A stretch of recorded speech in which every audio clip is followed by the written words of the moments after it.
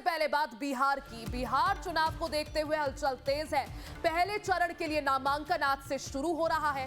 121 सीटों पर 6 नवंबर को मतदान होना है और इसके लिए पहले चरण की अधिसूचना आज जारी होगी। 14 नवंबर को नतीजे आएंगे। बिहार विधानसभा चुनाव 2025 का बिगुल बज चुका है। पहले चरण के मतदान के लिए आज से नामांकन प्रक्रिया शुरू हो रही है। चुनाव आयोग आज पहले चरण की अधिसूचना जारी करेगा, जिसके साथ ही उम्मीदवारों के लिए नामांकन दाखिल करने की प्रक्रिया भी शुरू हो जाएगी। इस चरण में कुल मिलाकर 121 सीटों पर 6 नवंबर को वोटिंग होनी है। नामांकन दाखिल करने की अंतिम तारीख 17 अक्टूबर तय की गई है। 18 अक्टूबर को नामांकन पत्रों की जांच की जाएगी, जबकि 20 अक्टूबर को नाम वापसी की आखिरी तारीख है। चुनाव प्रचार 4 नवंबर की शाम 5 बजे थम जाएगा, यानी प्रत्याशियों को प्रचार के लिए अधिकतम 15 दिन ही मिलेंगे। इस बार चुनाव में 2 खास बातें सामने आई है। पहली, 14 लाख से ज्यादा मतदाता ऐसे हैं जो पहली बार वोट डालेंगे, यानी 14 लाख फर्स्ट टाइम वोटर्स होंगे। और दूसरी बात यह है कि 14,000 से ज्यादा ऐसे वोटर हैं जिनकी उम्र 100 साल से ज्यादा है। मतगणना 14 नवंबर को होगी, यानी जो वोटों की काउंटिंग है वो 14 नवंबर को होगी। नतीजे 14 नवंबर को आएंगे। ऐसे में सभी राजनीतिक दल और प्रत्याशी आज से कमर कसने को तैयार है। बिहार में इस बार क्या बदलेगा, ये तय करेगा जनता का फैसला। राबड़ी जी के समय में अब नालंदा ओपन विश्वविद्यालय, नालंदा विश्वविद्यालय, उसकी खबर रखी गई। बूटा सिंह थे, राज्यपाल थे, मैडम मुख्यमंत्री थी, उस समय ही रखी गई। और कई सड़कें, अब बख्तियारपुर से पटना 4 लेन है, उसकी शिलान्यास 2004 में हुआ, बीयूटी पर था।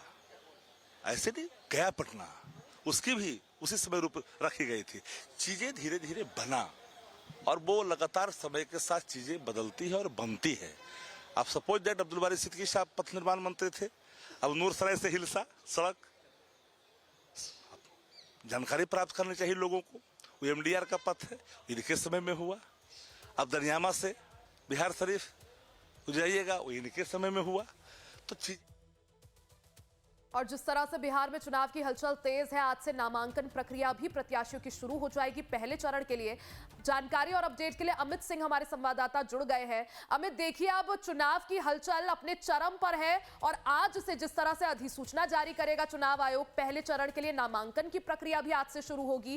क्या माना जाए, क्योंकि कुल मिलाकर अब ज्यादा वक्त नहीं बचा है, किस तरह से प्रत्याशियों की तैयारियां? देखिए, जब शुरू होती है उससे पहले तैयारी करके योद्धा उतर जाते हैं। सारी पार्टियों के लोग यही बोल रहे हैं कि हमारे योद्धा तैयार हैं। कल प्रशांत किशोर ने अपने 51 उम्मीदवारों की सूची, पहली लिस्ट जारी की, तो उन्होंने कहा कि योद्धा हमारे अब जंग लड़ने को तैयार है। तो उसी तरीके से तमाम पार्टियों के जो उम्मीदवार हैं, प्रत्याशी हैं, वो अपने अपने तरीके से तैयारी करके अब मैदान में उतरने वाले हैं। और आज से नामांकन प्रक्रिया शुरू हो रही है पहले फेज का, यानी जो 2 चरणों में चुनाव होने हैं बिहार में। इसमें पहले चरण में 121 सीटों पर मतदान होने हैं। तो 121 सीटों के लिए जितने भी उम्मीदवार हैं संपूर्ण बिहार में, वो आज से नामांकन शुरू हो जाएगा। और काफी महत्वपूर्ण है कि यहाँ पे लड़ाई इस तरह की है कि एक एनडीए है एक तरफ महागठबंधन है, लेकिन बीच में जिस तरीके से प्रशांत किशोर की एंट्री हुई है अचानक से, वो एंट्री इतना धमाकेदार है कि वो भ्रष्टाचार का मुद्दा लेकर वो जो एक बड़ा खुलासा उन्होंने किया, हर कोई इस बात को लेकर संशय की स्थिति में है कि आखिर प्रशांत किशोर किसका नुकसान पहुंचाएंगे।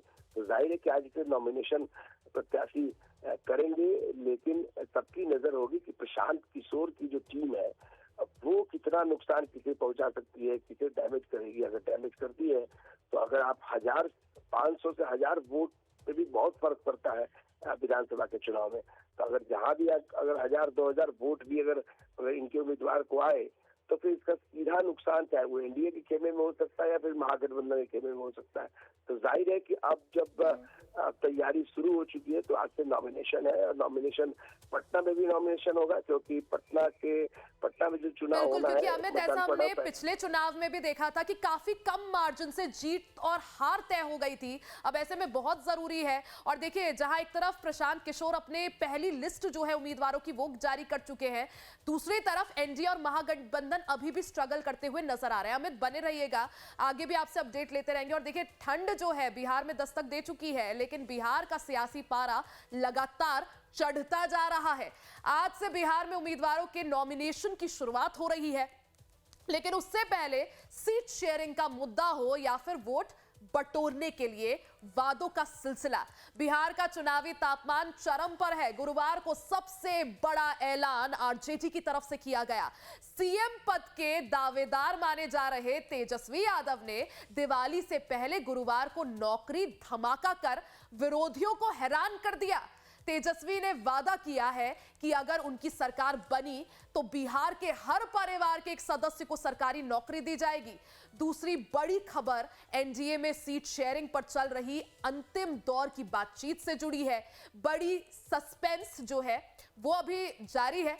बड़ा सस्पेंस चिराग पासवान के रुख को लेकर है, जिन्हें मनाने के लिए बैठक पर बैठक हो रही है और अभी तक कोई पक्का नतीजा नहीं निकला है। गुरुवार को तीसरी बड़ी खबर प्रशांत किशोर की रही, जिसमें उन्होंने अपने उम्मीदवारों के ऐलान में बाजी मार ली है। पीके ने कल जन सुराज पार्टी के 51 प्रत्याशियों के नाम की घोषणा की है, लेकिन खुद प्रशांत किशोर किस सीट से चुनाव लड़ेंगे ये सस्पेंस अभी भी बरकरार है। तो देखिए, तीन बड़ी खबरें, एक तरफ जहां तेजस्वी का ये दिवाली धमाका, वहीं चिराग को मनाने के लिए बैठक है और प्रशांत किशोर के उम्मीदवारों की पहली लिस्ट। सबसे पहले बात करते हैं तेजस्वी यादव के सरकारी नौकरी वाले चुनावी वादे की। तेजस्वी ने पटना में गुरुवार को प्रेस कॉन्फ्रेंस कर बड़ा धमाका किया। तेजस्वी यादव ने कहा कि बिहार में बेरोजगारी सबसे बड़ा मुद्दा है।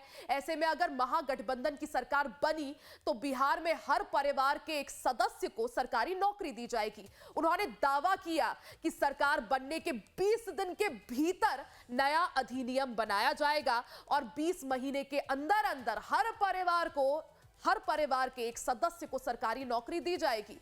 तेजस्वी ने कहा कि इस योजना के लिए साइंटिफिक अध्ययन किया गया है और नौकरियों के लिए फंड का इंतजाम भी कर लिया जाएगा। देखिए, बिहार के जिस भी परिवार के पास सरकारी नौकरी नहीं है, ऐसे हर परिवारों को एक नया अधिनियम बना करके अनिवार्य रूप से उन परिवार में नौकरी जो है दी जाएगी। इन्होंने 20 साल तक कोई नौकरी नहीं दी, कोई रोजगार नहीं दी, लेकिन सरकार बनते ही 20 दिनों के अंदर ये अधिनियम बनाया जाएगा और 20 महीने में ऐसा कोई बिहार का घर नहीं बचेगा जिसके पास सरकारी नौकरी नहीं होगी। जॉब यानी जश्न बिहार, जश्न ऑफ बिहार। तो सुना आपने, तेजस्वी यादव ने तो वादा कर दिया है कि सरकार में आने के बाद जो है वो कानून ले आएंगे सरकारी नौकरी के लिए। तेजस्वी यादव ने दावा किया कि वो लोगों को ठगने के लिए ये वादा नहीं कर रहे हैं, उनके पास इसका पूरा रोड मैप तैयार है। लेकिन सवाल ये है कि इतना बड़ा वादा वो पूरा कैसे करेंगे। आंकड़ों के मुताबिक बिहार में करीब 2,97,00,000 परिवार हैं। इनमें से सिर्फ 18,23,000 लोगों के पास फिलहाल सरकारी नौकरी है। इसका मतलब यह हुआ कि तेजस्वी को अपना वादा पूरा करने के लिए 2,80,00,000 सरकारी नौकरियां देनी होंगी, वो भी सिर्फ 20 महीने में। सवाल है कि ये कैसे होगा, क्योंकि नीतीश कुमार की सरकार भी पिछले 20 सालों में सिर्फ 10 लाख सरकारी नौकरी दे सकी है। कि तेजस्वी यादव की हर बात झूठ का पुलिंदा है। अगर वह नौकरी देने की बात करते, उनके पिताजी ने नौकरी दिया था और कितनों का जमीन हड़प लिया, जमीन ले लिया। और उनके साथ में ये भी घोषणा करना चाहिए कि हर घर में जब वो नौकरी देंगे तो हर घर से कितना जमीन लेंगे। ये लोग अवसरवादी लोग हैं, अफवाह फैलाने वाले, भ्रम फैलाने वाले। उन्हें मालूम है सत्ता में आना नहीं है, तो अनाप शनाप बयानबाजी कर रहे हैं। जनता इनके झांसे में नहीं आने वाली। अरे भाई, ये मुख्यमंत्री बनेंगे तब ना। और नौकरी देना इनके वश की बात है। तेजस्वी यादव जी को समझ में भी आता है कि नौकरी का सृजन कैसे होता है, नियुक्तियां निकाली कैसे जाती हैं।